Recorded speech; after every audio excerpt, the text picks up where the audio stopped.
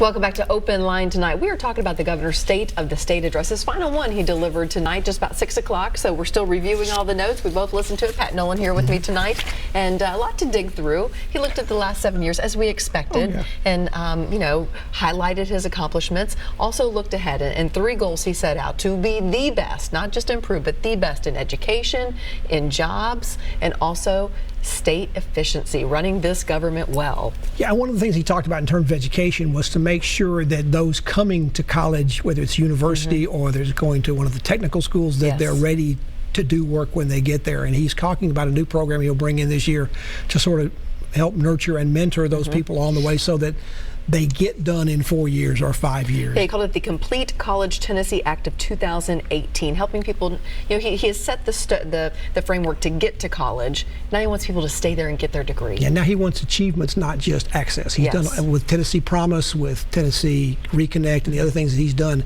He's made it possible for anybody who wants to go to be there and go, although there are still some questions out there about transportation and other kind of access issues that go beyond just, will somebody pay my tuition? Exactly. But he has definitely left a legacy in that regard, and I think this year with that program, he's trying to put the finishing touches on that moving forward. And do you think education is a big part of his legacy?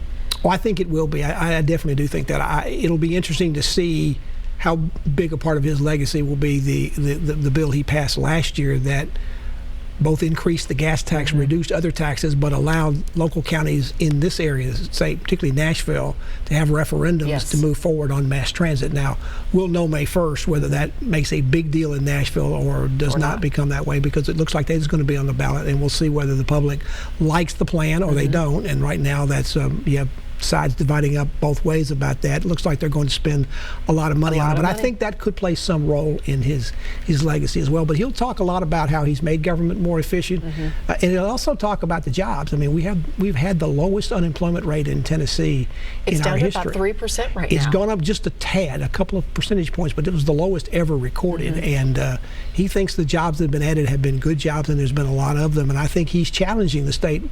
One message tonight was, don't stop.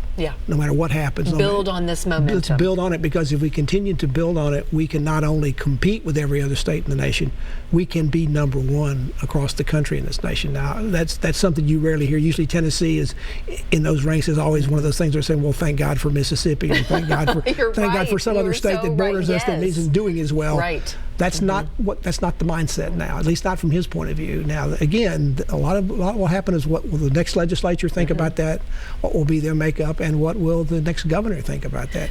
Circling back to education, part of his speech made me think of the education forum that we held just about a week or 2 ago in conjunction with the Tennessean and Belmont and SCORE, and you were there to give your analysis. And he said, after he touted his numbers and he brought up specific areas we have grown and where we're doing well in education, he said, and if anyone says that we did not do this, they need to basically go back and look at the facts. It made me think of some of the folks there saying, teachers need more. What I took from that forum the other night was that people said, yes, there's been progress, but we need to be more. Well, of course, if you're running for the office, you have to say that. I mean, you're not going to say, well, we've reached nirvana, everything's great. But I don't know if anybody was quite as harsh as the governor talked about. I'll have to go back and think about that. Nothing stood out in my mind to say that. I don't think he aimed that necessarily at anybody. Maybe it was a warning. Maybe. Don't go there. But it would be hard to argue with some of the numbers he's put out, although I'm sure there are areas of education that people are not happy about, and we'll hear about that through these gubernatorial campaigns. Most certainly. Okay, we have our first caller on the line. Jan, thank you for being with us tonight. What are your thoughts? Well, my thoughts? Yeah, go ahead with your question or your thoughts on the speech tonight. My thoughts are, I'm sick of people like Trump coming in and running the country down. Why do you think he is? I know I'm kind of stepping maybe. Oh, he's an idiot. That's why he's uneducated. He may have a degree, but that doesn't mean anything.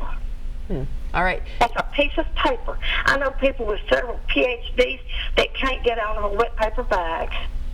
Well, all right. Are we talking about the president here? We've got our leader running our country down. What do you think the other countries are going to think? Jan, let me ask you about Tennessee. We're kind of talking about Tennessee really more tonight after the governor's address. Tennessee. Everybody always said you should be on the Chamber of Commerce. I was born here. Here almost 80 years. I think we need a better Board of Education. I remember when they weren't paid, they were volunteer. It was much better than it is now that they get paid. Metro is not good. The school system. Do you live here in Davidson County? Grandchildren have moved their children out of to a different county to a better education. Yeah, a lot of folks have. And they're getting one, too. One's in Hickman County, one's in Dixon County. I do take it from your earlier comments you probably won't be watching the State of the Union by President Trump, which is going to be made tomorrow night. A late night talk show, and see what he said that was bad. There you go. Okay. Jan, thank you for calling in. I just can't take him anymore. Well, we got 3 more years, so. Take him. You what? I said we have 3 more years at this point. I think he's going to get kicked out. I hope he does. Well, we shall see. When he got elected, he wouldn't stay. Yeah. He's too money hungry. He's for himself, nobody else but himself. Well, Jan, thank you for calling in. We do appreciate your 2 cents tonight. That's what this show is about. It is Open Line. You can go ahead and give us a call. 615-737-PLUS is the number to call. We really are talking about Tennessee politics, but you can't talk about politics without wading into other things. The State of the Union is tomorrow night. Yeah, we have one of those rare times that I can remember where the State of the State is one night and the State of the Union is the next night. So you give it an opportunity to see the difference. One thing I noticed was coming in and going out, the governor was not nearly stopped as many times by lawmakers the way President Trump will be tomorrow and asking for autographs and things like that.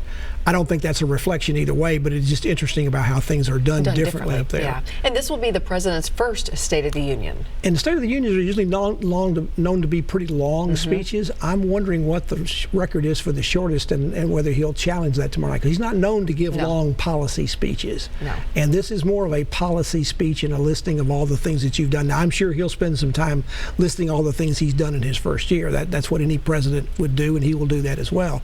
But usually if he makes a long speech, it's because he's at a rally and he's kind of riffing off the crowd. And there won't be as much of that. In fact, he'll probably be a little thrown off by the fact, and this may have happened last year when he made his speech, part of the Congress will stand up and applaud. There's all the Republicans. Right. The Democrats will sit there stone silent and do nothing. And I don't know if there'll be a reverse of that, but there won't be too many times tomorrow night he'll give an applause line and both sides will get up. Not at all. That's the nature of gridlock in Washington. And we're told at this point he'll be talking about immigration and also infrastructure quite a bit. Yeah, I'll be interested to see what he outlines on that. As you know, Mayor Berry happened to be in Washington last week, met with the president about infrastructure. She needs $2 billion for the transit plan we were just talking about, and I'm sure she was doing whatever she could to meet people in the Trump administration to get as high up on that list as they could. It's not clear how much federal money or new federal money will be involved in that, whether it will be cutting other programs in order to do that, whether it will be local and whether it be public-private partnerships or whether it will be local and state monies. I'm sure that she and probably others were hoping it'd be more federal money because they don't know if they have a lot more the local funds to do that. But interesting to see how he outlines that and what he wants to do. Infrastructure covers a lot of different things. It certainly does. It certainly does. All right, let's jump to Deborah on the line. Deborah, thank you for being with us. Deborah, are you with us? Yes. Hi there. Go ahead. What are your thoughts tonight? I think President Trump's done a wonderful job. And see, that just shows you from Jan to you how divided this country is. But that's how politics is. What do you like about his administration so far? Well, he's done everything he said he was going to do, where most people don't actually do that. I'm 61, and I've been watching politics for years. I just think the man's wonderful. What are you hoping for in the next year or so of his presidency? What would you like to see him actually do? Wall. All right. Is that what you want to hear him talk about tomorrow night when he makes his State of the Union? His speech is tomorrow night. We may have lost Deborah there, but Deborah, thank you for calling in. And again, besides infrastructure, probably talking a lot about immigration. He has delivered a plan, and the two sides are supposed to be working it out right now. With the deal coming soon. It appears to be one of those situations where the broader you make that bill, if it's on DACA, they seem to have maybe enough support on both sides of the aisle to get something through. Maybe, depending on what the other details are, but the broader it gets out, particularly starts getting into changing current legal immigration programs, it starts to get more and more wobbly. And there's a deadline for DACA in March. Now, the president has sort of said he might move that deadline. So it's pretty fluid and flexible up there now. Well, I should say more fluid than flexible, but we'll see how it works out. But yeah, I think that is the hottest issue, and it's the one that seems to sort of be the linchpin of anything getting done up there on this issue, or nothing getting done. And let's not forget, we have the spending bill that's coming back up February 8th. It just got passed for a temporary measure. This time, got passed. Well, Congress didn't kick the can very far down the road at all this time. In fact, it could bounce back and hit them before they get all the way down to February the 8th. And yeah, that's coming up very soon. Yeah, so they have a lot on their plate right now. I'm surprised they didn't put it on Groundhog's Day. They can just keep going back just and keep forth. going back. It would feel like we just keep reliving this moment. We're just kind of doing that. make a decision. Yeah. That's true. Yeah. That's right. We had Jim Cooper in the studio not too long ago who did not have kind words. Of course, he sits on the Democratic side of things and just said, we're just not getting it done.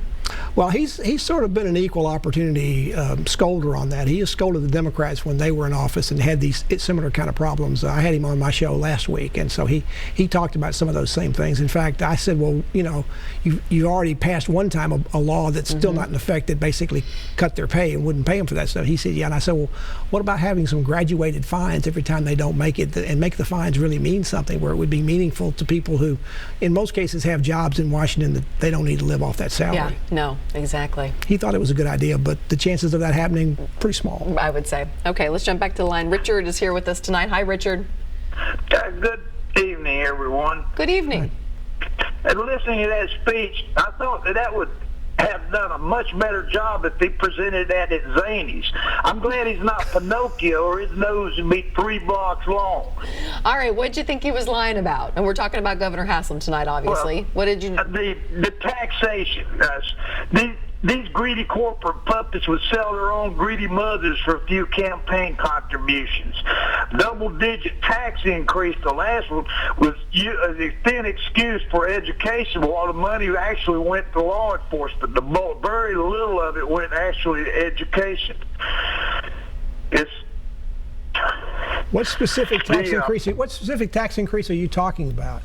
It was a double-digit. Almost every time, it seems like almost every year they're having a double-digit tax increase, and they're ready for another. The property taxes are gone. The same with, and then Diane Black, along with William Lambert, are running with the governor. These more greedy corporate puppets there. They both marijuana prohibitionists. We seemingly very uneducated and ignorant people about marijuana. No one this ignorant should be allowed into any public position. It's just we need to get these drug war prohibitionists out of office. They don't represent me, and I don't want them in there. Well, I can tell, Richard, that you're going to be at the voting booth for sure. What is it about politics? I would say one thing just to set the record correct. Property tax is a local tax. Right. There's not a state property tax. And secondly, the last time the sales tax in the state, which is the biggest tax that the state collects every year, along with some business taxes. The last time the sales tax went up was the last year of Don Sundquist's administration, and that's a pretty good while ago. So I wasn't quite sure what he meant about the double-digit tax increases, because now we may have some increases in spending some years that have been that much, but Tennessee has a balanced budget. Whatever we can't spend more money than we're not the federal government. We can't spend more money than we take in or have on balance in terms of reserves. And we've not come close to that, but so I wasn't quite sure what he was talking about. All right. But I understand his feeling about that. A lot of people don't like the way they're just being taxed to death. Yeah. All right.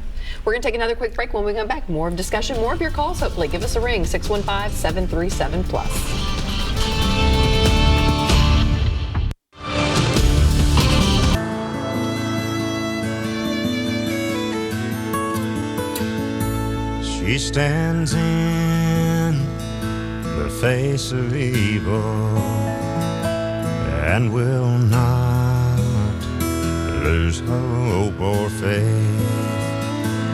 America, the land of freedom, is still the home of the brave. So raise the banner.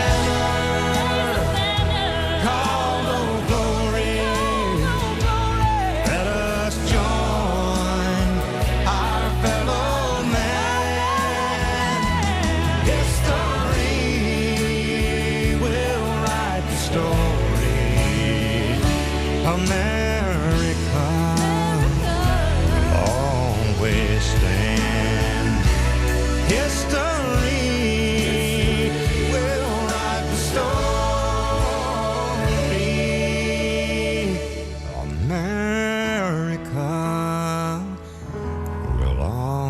wasting.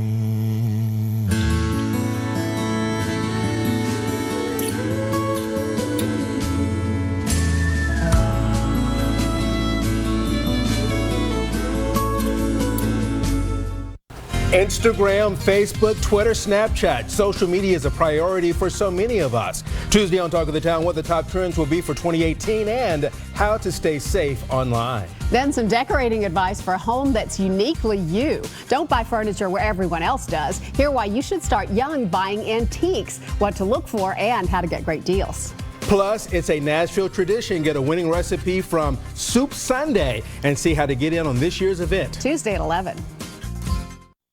So 7 years ago, we challenged ourselves to compete against the best.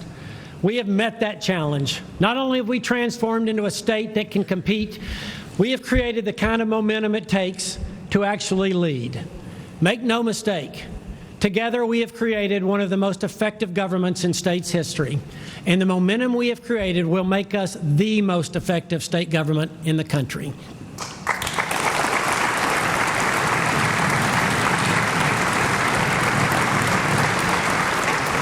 It has been my life's greatest honor to lead this state that I love for the past 7 years. Will you join me in finishing what we began? Tennessee, it is time to lead the nation. I believe we can. I believe we will. Tennessee will lead because every man and woman created in the image of God deserves meaningful work. Tennessee will lead because every child in every zip code deserves a high-quality education. And Tennessee will lead because taxpayers, hardworking Tennesseans who get up every day with the desire and hope to do better today than they did yesterday, deserve a government that will work as hard as they do.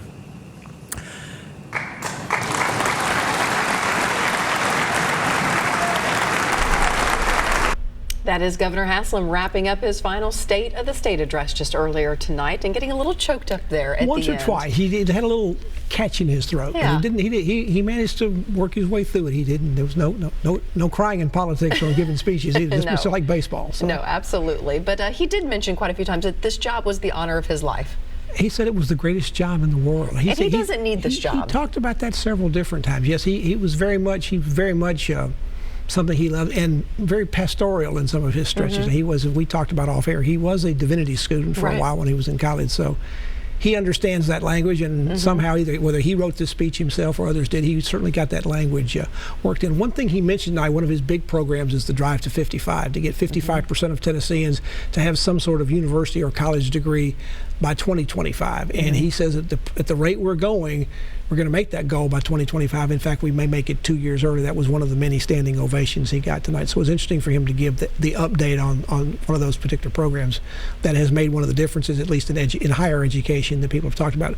One of the things in K through 12 education that I think people will pick some that he didn't mention tonight was we have these statewide testing things that we've done, and that system has not worked very well for the last 3 or 4 years. And as I recall, at the education forum the other night, that was one of the programs that got particularly a lot of criticism, and probably in some cases well deserved. And that'll be one they'll continue to talk about, because it's one of those that I think even the governor admits we need to do better. Yeah, because not only has the testing system in the company failed for 1 or 2 years now and not been able to deliver tests or print the tests, we couldn't even get the pencils and papers out so they could take the test on those. But the bigger question is, should teachers, maybe I shouldn't say bigger question, but a question that goes alongside this is, should teachers be evaluated based on test results? And I know teachers have a very specific opinion on this, and the candidates were asked about this. How do you measure teachers? It's interesting. The governor talked about the evaluation part peripherally and said that, well, when we started this a couple of years ago, a lot of teachers didn't like it, but it had almost, I think, doubled or tripled since that time. He didn't talk about how much of it was involved with the actual testing was involved, but his feeling was that teachers on the whole have rallied around to like the overall system. Now, that's what he said. We'll see what the reaction is now that the speech has been over. To teachers, actually, to the TEA back that up. Yeah. Is that what their teachers think? Exactly. And if you're a teacher out there and want to let us know what you think, go ahead and give us a call, 615-737+. We've got the lines open, so go ahead and take your pick. 2 things that the governor also talked about looking forward, because he does still have a year in office, and I know he still wants to get things accomplished. 2 things: the reform of the juvenile justice system, and there's been a task force Congress over the past year, looking at that, has made some recommendations, and he wants the legislators to look at this very closely. Yeah, he said, his quote was, "We can do better, we can be smarter. I'm asking the General Assembly to adopt responsible reforms that will make the most significant state intervention on the most serious offenses." He says there's evidence that costly out-of-home placements for juveniles in many circumstances are not good for children, communities, or taxpayers. With responsible investment now, we can positively impact the lives of children and communities and use our resources more objectively. Now, that doesn't tell you a whole lot of the details. What they're going to do. I think that will be outlined more when the members of the cabinet start outlining and it gets down into the committee. So we'll see exactly what that turns out to be. He did talk about his opioid combat program to try to address that in the state. Which is called TN Together. He announced it last week. It'll be interesting to see how that goes. I think one of the criticisms about that to this point is he's allocating about $30 million for that, with $25 million of that going for treatment beds, which we have a dire need for. I don't think anybody's complaining about the amount of money being going there. But overall, is $30 million enough to do very much, particularly since we're bordered by a lot of other states that may or may not be doing much. And so far, while the president has talked about it being a priority, there's been no federal move in Congress or in the administration to actually put any extra federal dollars into combating the problem. And let's be quite honest, Tennessee is one of the worst in the United States when it comes to opioid addictions. Yeah, and I think everybody and the legislature, I think, warmly received his comments about the opioids, but the question is it enough, and what kind of impact will it have? I suspect they'll pass that. Will they looking for other ways to do that? Because the state also has a pretty good sized surplus too. Now, I know he talked about the rainy day fund, and you need to have that. It so far. But we have quite a bit of extra money there. In fact, revenues continue to be up over what was projected for this year. So one of the things the legislature may ask about is, can we put more money in there, and if we did, what would we use that money for? Yeah, exactly. Where should this go? Should it be prevention? Should it be justice? Should it, what is it? What is it? Treatment? Where does he that wants to money do go? law enforcement. He wants to do treatment. He has a threefold effort to go after it. And he was very frank in saying we are not going to see results overnight. And I think that if you think about the problem, you know that just isn't the case. No, it's a major problem. We didn't get into it overnight, and we won't get out of it completely overnight, but we have to start doing something to get out of it. Yeah, if you talk to any parent who has a child who is addicted, they just say, I can't get my child in anywhere. We don't know what to do. My child is going to die. The safest place for him right now is sitting in a county jail, because at least they can't use. There's a whole thing about the prescription drugs themselves. Is that being done correctly? When you have more prescriptions in a state than you've got people in a state, when it's killing more people than we're losing on a daily basis in traffic accidents, it's become a much more of a public health disaster than anybody ever dreamed it could possibly be. Yeah, I think you're exactly right, calling it a disaster. Absolutely so. So those are two big things he's looking at in this final year. Anything else that you took from the speech that you're really looking forward? Well, obviously, he said the biggest thing they do is to pass a budget every year. And then you talk to lawmakers, they'll tell you that's their most important job, and the one job that the state constitution says they must do, and it must be balanced. So I suspect there'll be some about that. Of course, the countervailing pressure on that this year is that lawmakers don't allow themselves to raise money for re-election or to run for other positions, and several of those are doing that this year. They can't do that while they're in session. So they want to get their business done. They want to get out of there, and they've been getting out in April, and I think that's their goal this year. They'd love to do it better, but usually there's so many things they do up there that they just can't get it done that quickly without any overriding major issues, say like last year when we had with the gas tax and the other taxes and the transportation program. You didn't get as many of the sort of out there issues that somehow come out of sort of left field and suddenly consume all the news coverage for a while. I suspect there'll be a few of those jump out, although already we've seen some indication that some of the past years have been big issues, like the bathroom bill is not going to be pushed this year. The voucher bill, which is always passed in the Senate but struggled in the House, that's not coming. So it looks like there's some efforts to try to streamline things to get done what the legislature wants to get done, but usually there's some things that sidetrack them. What about the medical marijuana bill? What do you think Well, I'm having one of the sponsors on the show this week. It'll be interesting to see it. When I sat down to write the questions and go through it, there's a lot more aspects to it than you might think. And 30 other states across the country have done it, and that includes some states you might consider to be as conservative as Tennessee, but yet we're not quite there yet. There's this fight from opponents who say that's a gateway drug. If we do that, these people will be opened up to using cocaine, other kind of drugs. A lot of other people say, look, you got people suffering. This could be a remedy. This could be a help to people not using opioids, not using the pain pills that create some of the problems.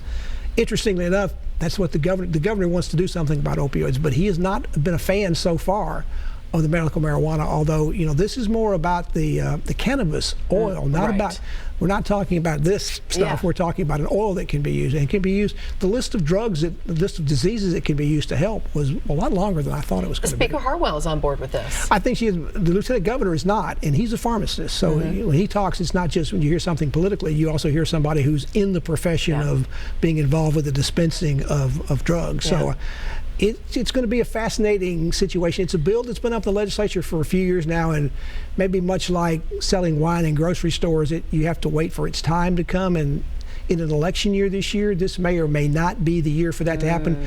I'm sure there are lawmakers seeking re-election who are worried if they vote for this, and because the media continues to use the word medical marijuana, right, not cannabis oil, they're going to have opponents who are going to say, look, this person's from marijuana. And people get confused between recreational marijuana, which has nothing to do with these bills, and what they're talking about doing. And of course, they're going to have to convince people that they're going to have the kind of safeguards involved and there's a board you're going to be set up and you have to get an approval, right, a license or something for this to get this. Yes. And I suspect there's also going to have to be an executive director and a pretty good sized staff to deal with it. I mean, I think I read there's like 80 or a huge number of actual drugs that are involved with the with the cannabis stuff. So it's a lot more complex than just, hey, you can go down to the drugstore and pick up some medical marijuana down there. It's not going to work. No, and as you alluded to, it is a big mind shift for so many people for years and years and years. And marijuana bad, marijuana bad. And while this is not marijuana, you're smoking it from a joint,